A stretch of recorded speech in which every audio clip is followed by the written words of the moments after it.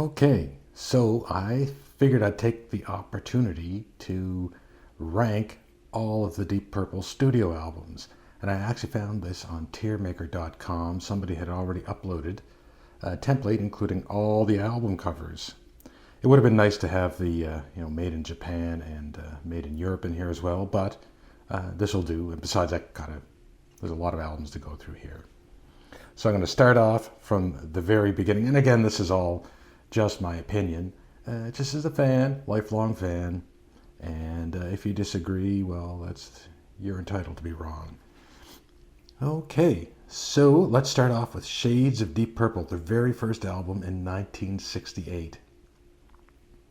I really like the first lineup of the band.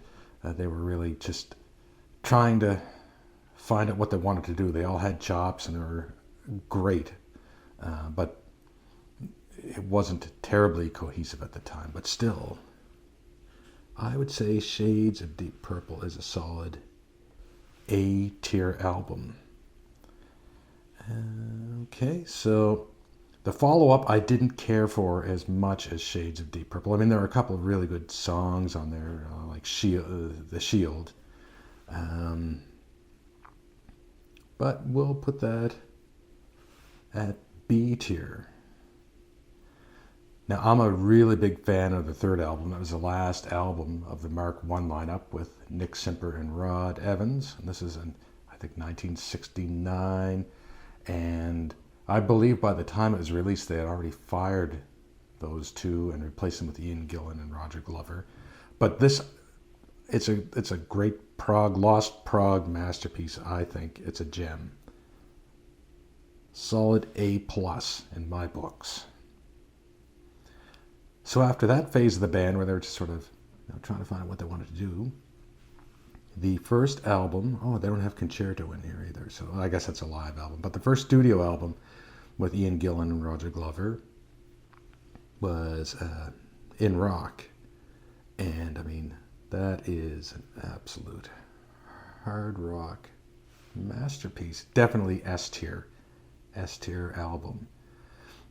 Fireball, I really like it. I like it's grittier sounding, I guess. It's not as quite in your face, but it definitely sounds dirtier. And I like the variety of songs on it, but I think overall the songs aren't quite as strong as In Rock. But it's a good A-tier album. Now the follow-up to that, of course, is Machine Head, and I mean, come on, S tier. Okay, Who Do We Think We Are? That was the last album with Ian Gillan and Roger Glover when they left in 1973. And again, it's a good album, but I don't think it's as good as the other ones. I'll make that an A-tier album. Now, Burn, I know it was the first album from the Mark III lineup with Glenn Hughes and David Coverdale. And there are a couple of good songs on that. I mean, the playing is really great. Ian Pace and Richie Blackmore and John, they were at the top of their game, chops-wise. I gotta tell you, you have Burn.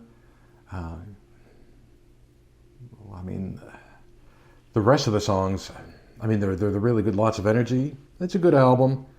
I'll give it an A tier. I know for some that's like their favorite Purple album. Stormbringer was a follow-up to that, and it wasn't as good as Burn. There are some good songs on there, but I saw an interview one time with John Lord even talking about the lyrics on Stormbringer, and they are just silly lyrics. Give me Space Truckin' any day. Okay, so that was the last album of that lineup, and then came in Mark IV for their 1975 album with Tommy Bolin. That's when Richie Blackmore left. For Come Taste the Band, and I gotta be honest, I'm giving that a C tier. Then that was the last album that Deep Purple had. They broke up because the band fell apart. And so they got back together, the Mark II lineup, in 1984 with Perfect Strangers. And I know people talk about this being a triumphant return, and there were some very, very good songs on it. But, yeah, I'm going to give that a B tier. Well, I do like Gypsy's Kiss and the title track, Knocking at Your Back Door. That's a pretty good song, too. But, well, I mean, I guess if you have Burn, I'll leave it there. I'll leave it there. That could be, B+.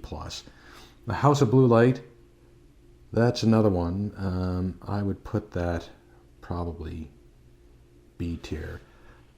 It's more consistent than the first one, but it's dense.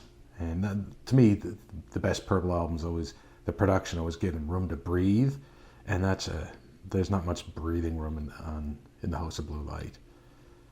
So that was the last album in 1987 with Ian Gillan. He was canned, and then they brought in Joe Lynn Turner of Rainbow fame for 1990's Slaves and Masters.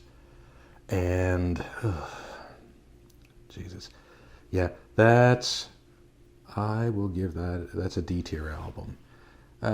This is all in reference to Purple. I know some people like that, foreigner radio friendly stuff, but that's not Deep Purple. And then that didn't do very commercially. It wasn't a commercial success or an artistic one. So apparently the record label promised, well, they gave Ritchie Blackmore a bunch of money if he'd let Ian Gillan back in the band. By this point, it was like Ritchie Blackmore was like calling the shots. I don't know why they ever let him do that, but that's just the way it went. With The Battle Rages On, definitely another D tier album.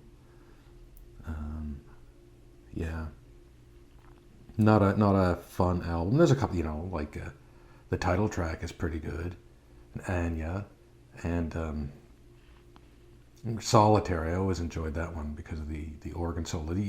At this point, there wasn't a lot of John Lord high in the mix at all, nor a lot of keyboard solos. So Ritchie Blackmore left the band mid-tour, and they eventually landed Steve Morse, who joined for 1996's Perpendicular. And to me, well, that's a good one. That's a good A-tier album. I really enjoy that record. Oh, geez. Yeah, I think so. And then Abandon was the follow-up a couple years later. And again, it's kind of dense. It didn't have a lot of breathing room in the production. It was just thumping. And some really good songs on there. I wish there were a B+. I guess I will put that's a B tier album because a couple of the songs aren't all that grand, in my opinion.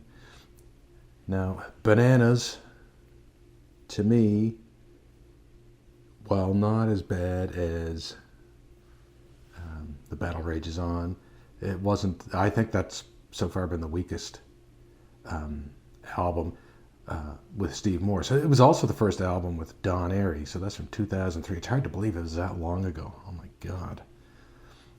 Some good songs, some terrible songs, like Razzle Dazzle. Terrible. Okay, so the follow-up to that was Rapture the Deep, and I thought that was a very solid album. Some people don't care for it, but I thought it was a marked return to at least a little proggy experimentation, because they had experimented with prog right up until, well, I'd say even In Rock had some of that. Fireball, they'd sort of gotten, there are a couple songs, but it's starting to drift out into more direct, straightforward hard rock. So I put that as an A-tier album. There are some songs on it that aren't that great, but I think the good songs on it make up for it. Now, now what?